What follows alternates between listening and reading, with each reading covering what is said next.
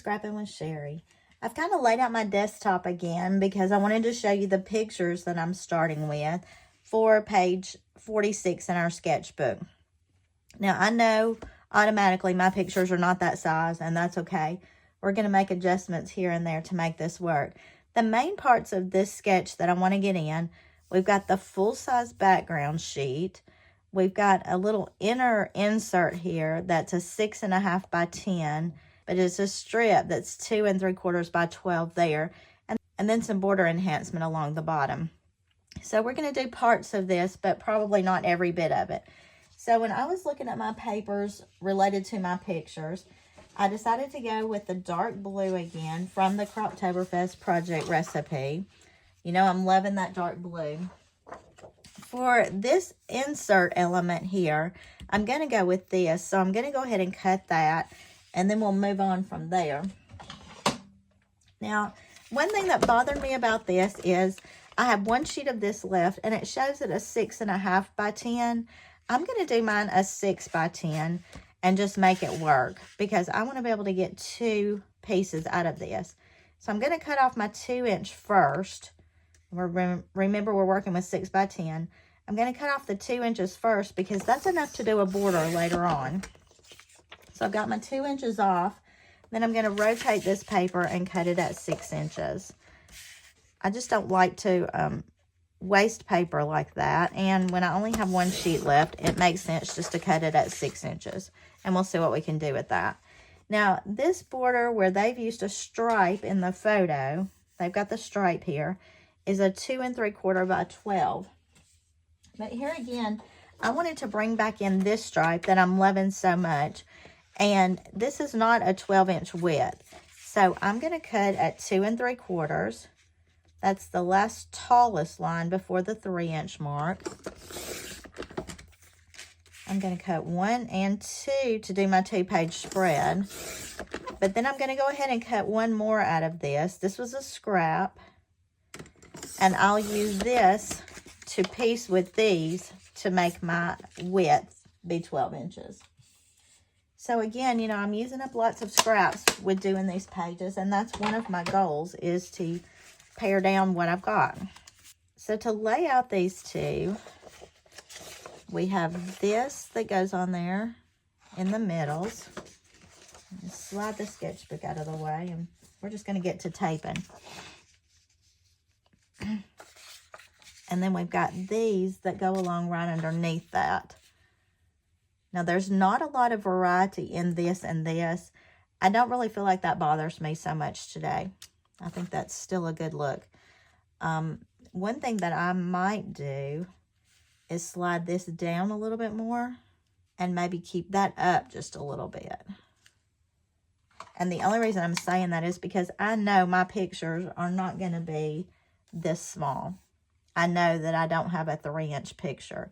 So if I have to bring my picture down and overlap some, I'm okay with that.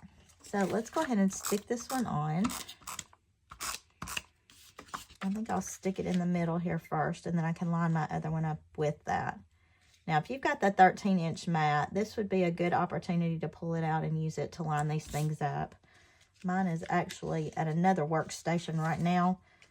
Do any of you keep separate workstations going on in your scrapbooking room or your office or wherever you scrapbook? I tend to always have different projects all the time, so I am constantly moving from one desk to another. I did redo my office not long ago and created the area where I do my videos, and that's a lot of fun because I don't have to set it up and break it down all the time, and I was doing that before. Now here what I'm going to do is just put some tape on this and match those stripes up. And then you won't even be able to tell it was pieced. And then all I've got to do is cut that in. And we'll attach it to the other side. Now isn't that a great way to use up a piece of paper that I wasn't sure what I was going to do with? But I saved it because that's how we roll. I'll just match up those stripes. And then I'll have a little bit on the end to trim again, but not much.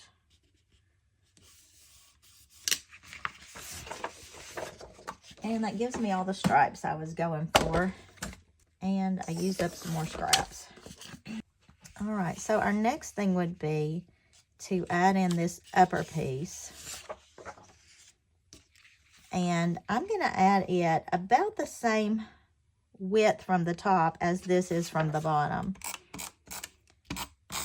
Now that is going to give me a little bit of playroom in the middle, but I feel like I can make that work. And you probably noticed I was scooting this page over on top of the edge of this page, and that's just so that I can get the tops of these about the same. Now I could measure, I could do all kinds of ruler work with this. I'm just kind of eyeballing it. So we've got the main background elements for that sketch. And I want to go ahead and pull my pictures out and lay them on. And then we can see what else we've got to play with. Now this is one of those places where I did buy a scrapbooking kit.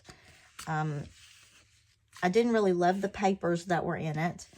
They were a bit too bright for what I wanted in my book. But I did like this capital reef thing that's in there. And I like the fact that it matches these colors in here. So I am planning to use that. I did pick up a brochure too. And I had several brochures from here. So instead of trying to put this in a brochure pocket or do anything extra with it, I'm just going to tape it directly on this page. And here all I'm doing is lining these pictures up. I'm not going to lose anything there by adding the brochure over the top. Let's look back at the sketch. The only thing we're really missing is they've put several different borders here. And that would be the only thing that I would need to add to make this sketch pretty much true to what they had. Now, I do have a tiny little journaling box that I had gone ahead and created, and I'm going to stick that right there. So I think for me, I'm happy with this layout as is. I'm just going to go ahead and stick this on. Now, again, I mentioned I have extras of these brochures. So I don't necessarily need this in a brochure pocket. I will probably put a big 12 by 12 pocket in the back of this album just for odds and ends that I didn't put into pages or incorporate onto pages. And by leaving a space there, that doesn't bother me in the least because you'll get to see a little more of the blue. I feel like this white background sort of fades into this tan color I chose. But here again, that doesn't necessarily bother me. I am getting more pictures on the pages. You know that's my main goal. And then my little journaling will go right down here. Now let's go ahead and add this side. And I'm going to pull this down a little bit like I did the other one, just to kind of keep those evened up some. Now, as I'm looking at this, one thing I'm thinking of right off the bat is, do I have any more scraps of that stripe? And I'll show you why that's popping into my head. If you have not seen these before, these are the Power Project folders. This is what I keep all of my collections in when I first get them, because it holds embellishments, it holds stickers, it holds paper. It's got lots of little pockets on it, which are fantastic for holding the bigger collections. And when I start paring those collections down, I start sorting them into colors in another organization system. But because I'm still working so much with this Croptoberfest stuff, I'm keeping all of these little scraps. What I was just thinking was a really thin stripe of this. Too big for that. A thin stripe of this along that might be really pretty. And when I say thin, I'm talking thin, about 1/4 of an inch. Yeah, I'm going to do one more of those. And just add those. Well, so much for measuring. My 1/4 of an inches are not the same.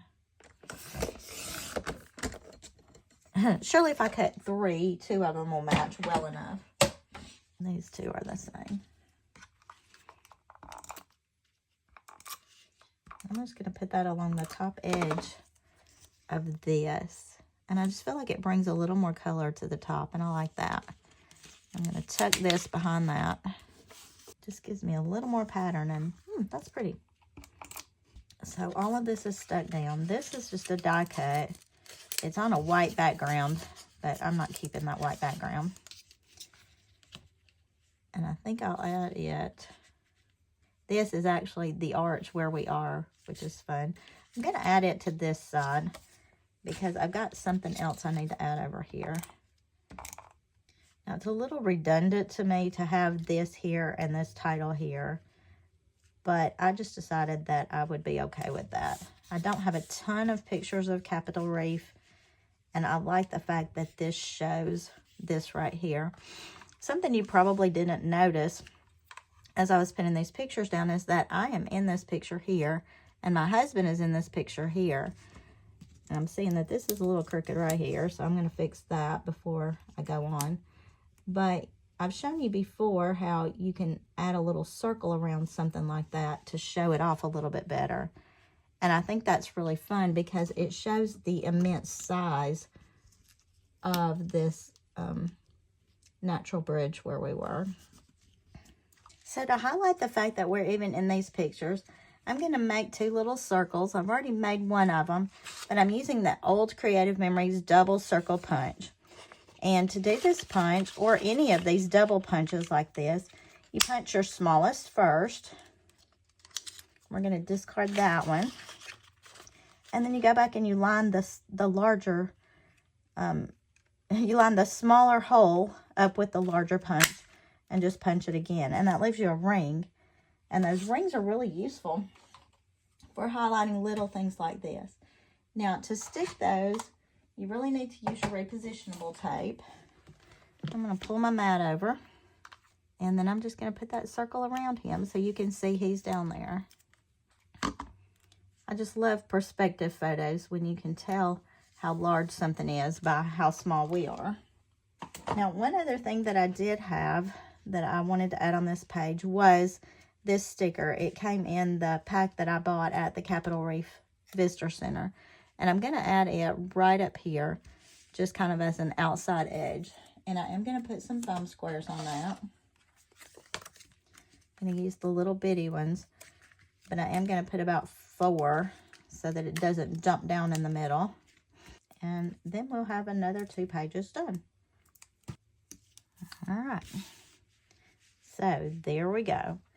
Now, this was page 46 in our sketchbook, and we copied a lot of the major elements. We didn't do all the border work along the bottom, but it does still look sort of like the sketch. So page 46 is done. We'll be on to the next one next time I see you. Until then, happy scrapping.